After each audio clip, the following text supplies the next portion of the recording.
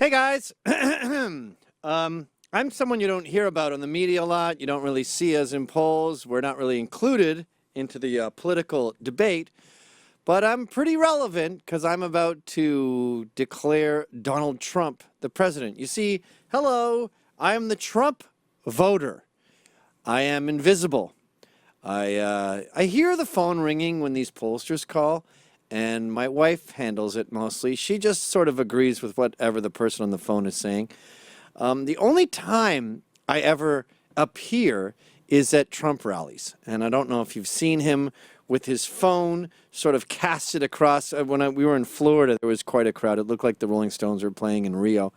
But for the most part, I've sort of stayed out of the political game, and that's because you guys have just made such a mess of it for so long. It's been a quarter century I've been ignoring you people.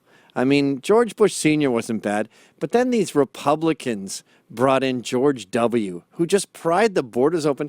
And my theory is that the Bushes are obsessed with the Mexican elite. They just love Mexico for some reason. That's why they keep marrying Hispanics and they speak Spanish without an accent. So you gave us that guy, and he was supposed to be a Republican, and I just thought, you know what?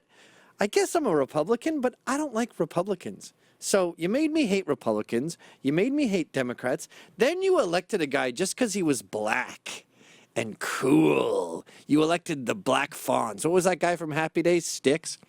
And you said, he's the new president, man. And I went, you know what? Whatever. I'm not interested anymore. And I got on with my life and I gave up on the White House. You never talked about immigration. You talked about how this country was built on immigration, all these dumb platitudes. And then Donald Trump showed up and he said, you know what? I'm sick of this globalism. I want to support American nationalism. I want to support exceptionalism.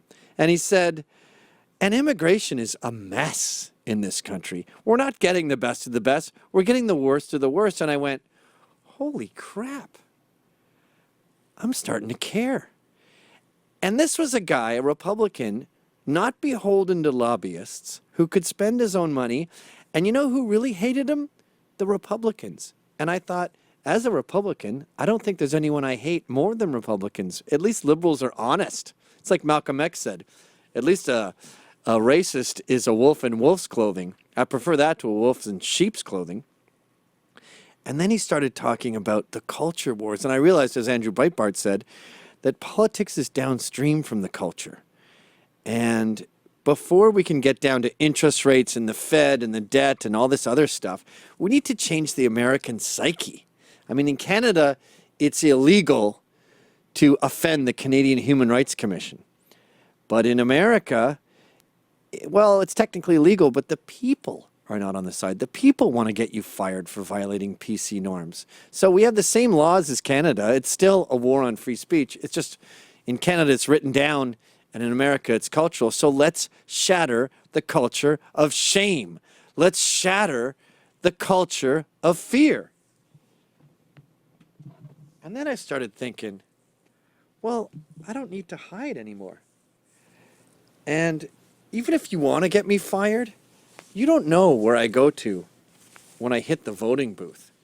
You don't know how I act behind that closed gate. You may have controlled the culture. You may be an effective fascist who can make people scared. But you're about to see a landslide as guys like me hit the polls. And we can identify ourselves with a little click, with a little signature, with a little X.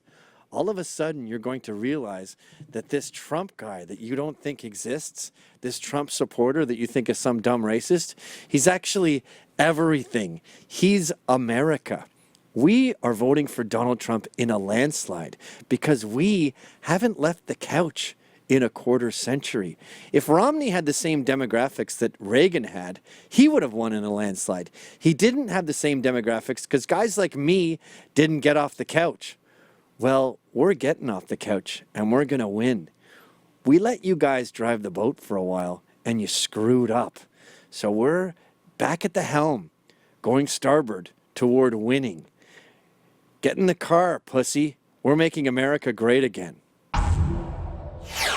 Hi, folks. That was a Rebel Media short. I have my own show on Rebel Media called How's It Going? You got to pay for that one. Check it out right here.